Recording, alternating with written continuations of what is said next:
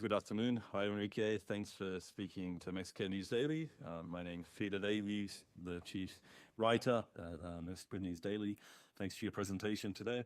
Just wanted to touch on a few of the things that you spoke about and maybe some of the topics that weren't covered in the session as well. A couple of weeks ago, the federal government announced Plan Mexico, which has some pretty ambitious goals. Growing the economy to be the 10th largest in the world, I think 1.5 million jobs. And one big thing was reducing reliance on Chinese and imports from other Asian countries. I just wanted to get your kind of quick impression on that plan, good things, is it lacking anything, like that thing? Well, first of all, thank you for inviting me to this interview. It's a real pleasure to be here. Yes, there are some very ambitious plans by the federal government to be able to make the economy go over the next years. The reality is that Mexico is an economy that is very tightly integrated with the U.S. economy. A lot of the production patterns that Mexico has chosen to have are related to integration, in particular the manufacturing sector. And in order for this manufacturing to be able to keep growing at a pace that the federal government wants, there are, of course, different structural changes that need to be happening. A very important one, like that you're mentioning, is that even though Mexico very clearly exports most of its production to the U.S., and it's a very impressive number, it's close to $600 billion every 12 months, the reality is that not all the inputs that are necessary to reduce the way Mexico does are coming from the United States. I think we are maybe a year away from having imports coming from Asia to match in magnitude those imports coming from the United States.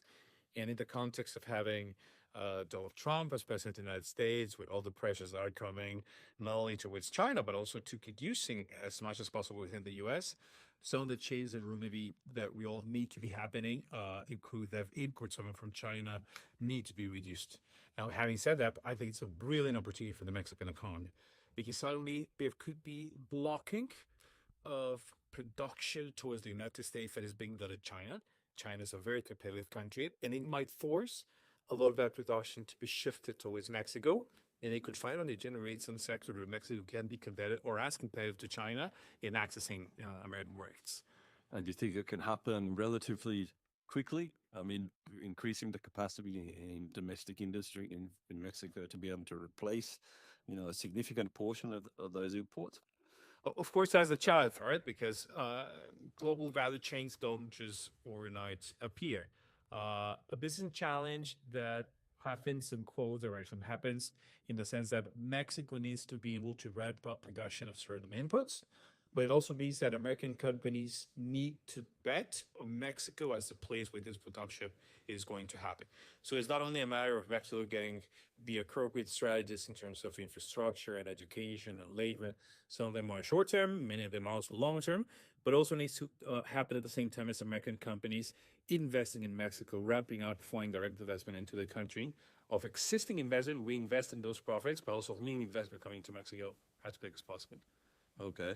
And so we know that the economic forecasts for Mexico this year are not particularly great, in the range of 1%, maybe a little bit more. Can you see any kind of scenario where we could be surprised, when the data comes out in early 2026 and we see, it was 2% or something like that? Can you see that happening? And if that were to happen, what would have to happen to, kind of propel that kind of growth? No, you're right. And it's a very challenging environment for growth in the short term. Even 1%, the starts to look a little bit optimistic.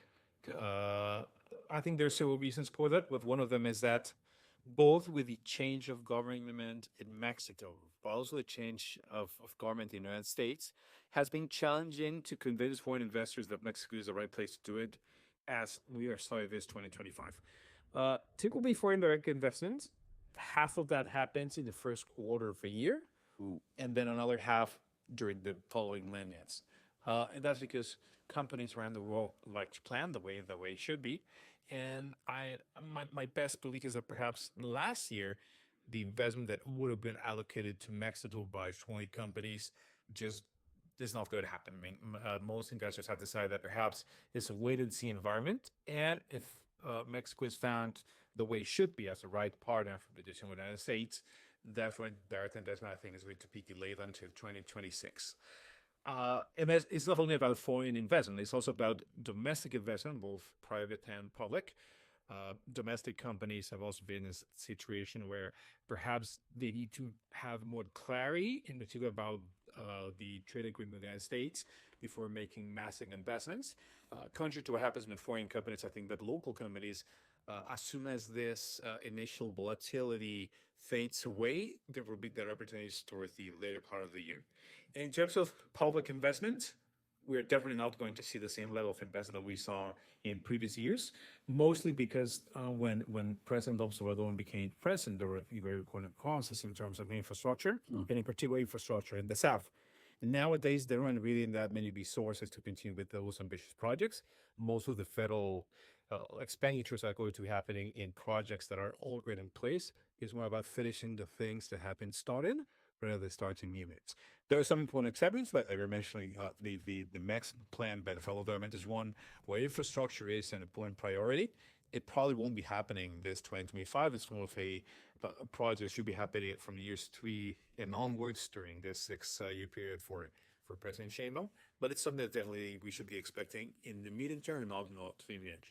Was ideally we'd like to see some private sector investment, really step up to compensate for the low levels of public investment in infrastructure projects, right? And there's over 100 billion in investment announcements that hasn't eventuated yet. So there's some kind of still some expectation that maybe it's going to start flowing in next year or the year after, and we might actually see more of an improvement in the GDP from nearshoring. Do you see that happening? Because somebody like Samuel Garcia in the governor in Nuevo León is really optimistic and said, "Oh, could see even I don't remember whether it was 4 or 5 extra points to GDP from nearshoring in the next 5 years." Could you see something like that happening? Nearshoring is something that happens in stages. And the first stage of nearshoring was for American companies to bring back their investments to the United States, first of all. We are seeing that. We're definitely seeing a lot of investment happening, particularly in the southern part of the United States. And it's located in a place where it's particularly relevant for the northeastern part of Mexico. So that investment is happening. There has also been massive investments across border entries for trucks along the Mexican and American border. That investment has been happening. There's a lot more capacity for trucks to be able to process from Mexico to the United States. If it's more efficient, it's quicker. There's larger capacity. So those things are really happening.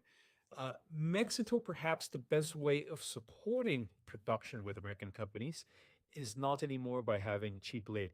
Mexico is not a cheap place anymore, which is a good thing. It means that Mexico is providing value in different aspects. But one of the things that Mexico is capable of providing to American companies is having enough space and land to be able to do all the processes related to logistics, transportation, storage. Many REITs in Mexico have been lifting capital in recent months, and investors, local and foreign, have been very active in sourcing funds for these projects. I think that's the very first stage.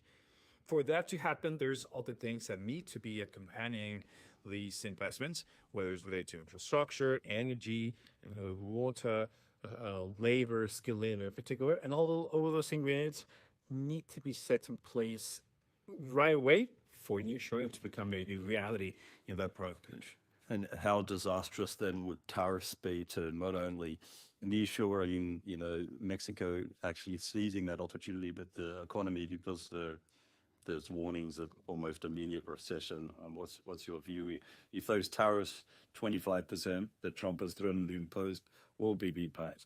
How big? Yes, of course. The first order effect of tariffs would be disastrous for the Mexican economy. But I think there's many other factors that, when taken into account, put a less negative environment. The first one is that Mexico has a free floating currency. And that's something very important because whenever external shocks happen, the Mexican peso tends to depreciate, and that returns a certain level of competitiveness to our exports. imports become more efficient, more competitive. Labor costs also go down whenever the Mexican peso suffers. So that's a very natural macroeconomic environment for the Mexican peso to support efficiencies. Now, having said that, I think it's not the most likely scenario that we will end up these negotiations with a 25% tariff, not only because it will hurt the Mexican economy, and I don't think that any country in the world wants its neighbor to suffer economic consequences of such actions, but also because those tariffs would impact directly American companies. And at a time when North America as a whole is trying to compete with many different Asian countries, but in particular with Chinese companies and the efficiency that they have gained in recent years, it makes it very difficult to think of the central scenario for tariffs will be one where Mexican and American companies together are suffering with increased prices. Okay. You spoke a little bit about the south of Mexico before. Could I get a quick opinion on what you think about the Isthmus project? I mean, is it a real possibility that could one day rival with the Panama Canal, the movement of freight across the Isthmus, obviously, and if that give a boost to the south? We heard a bit about the trade, the May trade, that perhaps some people believe it wasn't the best investment, but what about the Isthmus project and the industrial parks and so on? Well, it's difficult to compete with the Panama Canal with that's for sure. But I think it's important to remember that most of the projects in the southern part of Mexico are there not necessarily because they are the most efficient way for the federal government to spend, but because these are projects that at the same time are creating an employment in the south. Most of them, some of the projects like you mentioned, like the bio train along the Yucatan Peninsula, is one or has been a project that has created employment in that part of the country. It's an infrastructure that is betting on tourism, high value tourism as one of the main focuses of federal government. Now, the Isthmus project, I think, is a project that is difficult to think of it as happening right away, and a project that is as efficient as the Panama Canal. But you never know. I mean, there's obviously the possibilities that climate change is going to affect the capacity of the Panama Canal to be able to launch and build the solution. I think there's space for having a second crossing in Mexico. It's a project that is obviously not new. It has been thought of for many centuries. So it could be. It doesn't seem like the best bet, but it's of the potential that could at least develop projects For more in the long term. it's a long-term solution. No, sure. Yes. Okay, maybe just finally one economic prediction for this year in any kind of area of the economy, Um, or maybe more specifically, do you think if it's a PDF, but if massive deportations were to occur, does the Mexican economy have the capacity to absorb a large number of people, even if it was, obviously Trump's spoken about but if it was a couple of 100,000, or the one like what's happening in the past, 500,000, say, could the Mexican economy absorb that number of people? but figures related to immigration, in particular to illegal immigration, are almost by definition difficult to get. But some investigations, mostly by the Pew Research Center, that's the one that I know the best, suggest that the moment when the largest number of illegal Mexican immigrants were in the U.S. was a long time ago. It happened around 2006. And if I remember correctly, like there were something like 7.5 million illegal Mexicans in the United States back then. But that number has been shrinking every single year. Most estimates as of today suggest that number is about half, maybe 4 million, maybe 3.5 million Mexicans. The role of Mexico in legal immigration in the United States is far beyond all the illegal Mexicans in the United States. It's more about the role that geographically Mexico plays in either helping a lot of Central Americans and for other nationalities, using Mexico as a natural bridge to illegally move to the United States. So I think it's more about the role of Mexico in helping the United States securing its border, protecting in particular the southern borders. So a lot of these illegal immigrants don't even have the opportunity of getting into the United States. There's a couple more important things, similar or additional things. One of them is that the policy of remaining in Mexico has been signed in executive order. That means that a lot of people, while they're waiting for their application to be processed, they will have to be in Mexico.